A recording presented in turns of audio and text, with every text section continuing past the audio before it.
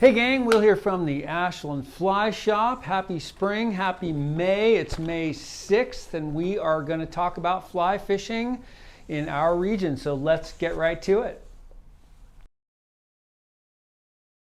So we're starting with the Rogue River, the upper Rogue. We have seen flows come down a bit, but they're kind of creeping up. We've been talking about it on our fishing reports the last couple times. So we've got a full reservoir at Lost Creek Lake. So what we are going to see is matching of inflow and outflow. And as we get into these warmer weeks, warmer days, we are going to really start eating that snowpack. I am still amazed at how much snow when I'm driving and I'm seeing Mount Ashland and some of the surrounding areas. Like, there's a fair amount of snow to go through. So I'm going to expect those flows to really seesaw with our temperatures. And starting in May, we can really start to see, you know, higher temps and stuff like that. So as far as the general temperature, so we're going to see those flows really fluctuating. So you're going to want to watch that. I don't think they'll crack like 3,500, but we probably will see them push. So we're going to expect, you know, some higher water. That's what's happening on the Rogue now.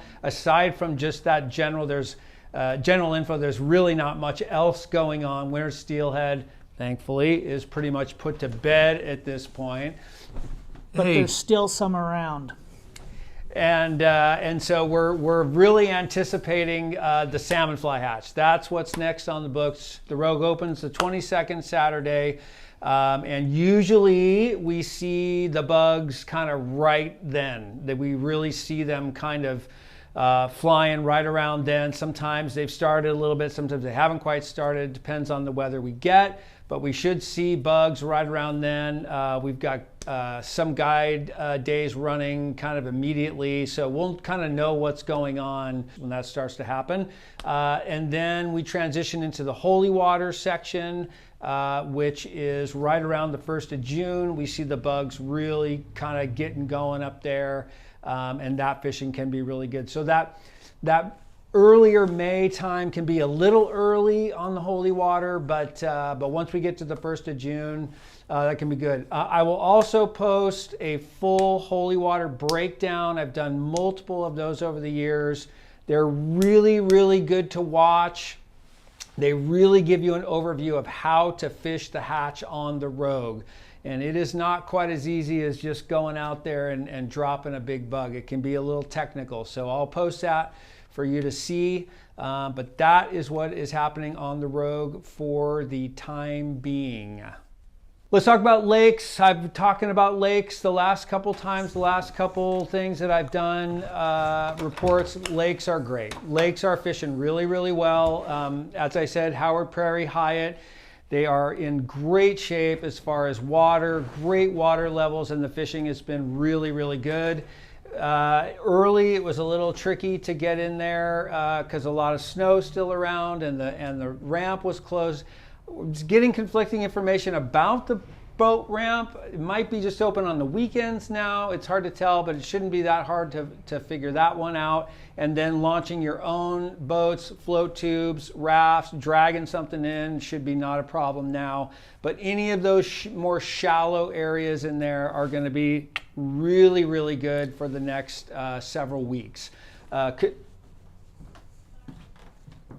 He's not talking about bass either. Could be really good. Why is he not talking about bass? Talking about trout. Talking about trout lakes. Bass fishing's good too. Bass fishing's good too.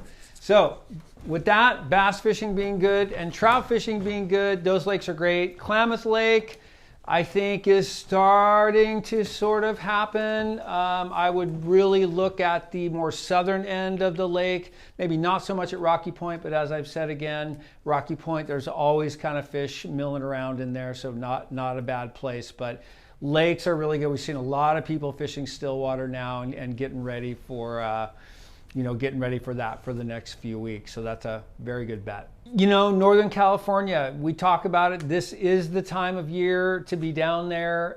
We are still seeing some fairly high flows. The upper sac gauge at the lake is like 1,1600.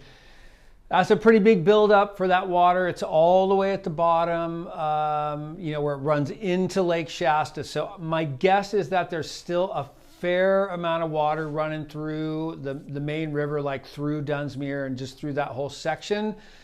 But that can be good if you're willing to drive around and look for bigger pools and places where you can get to the fish. I bet they are eating right now.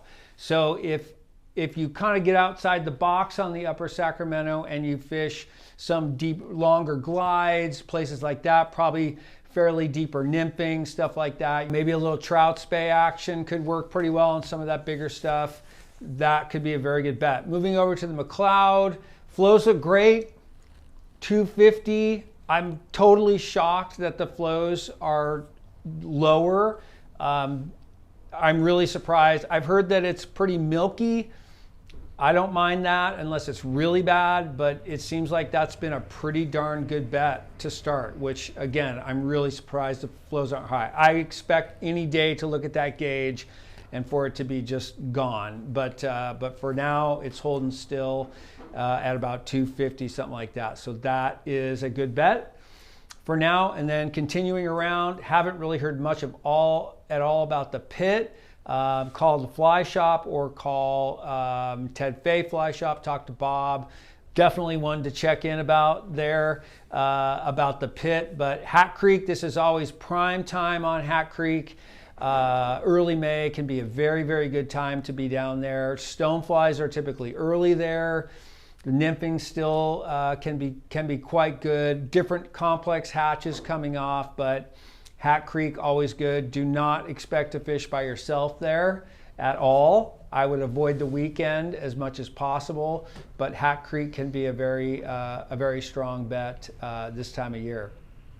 That's pretty much what we got for you today. Just a quick overview, roundup. May, again, outside of a few bright spots, is a real transition time. As we get into like late May, June, you're talking about prime time trout fishing, and I'm really excited about this year. We're gonna have really good water conditions going through that prime time. This is a little early, but there's still a lot of good stuff to do. So gear up, get ready, and we'll see you out there. Thank you. Thank you, bye.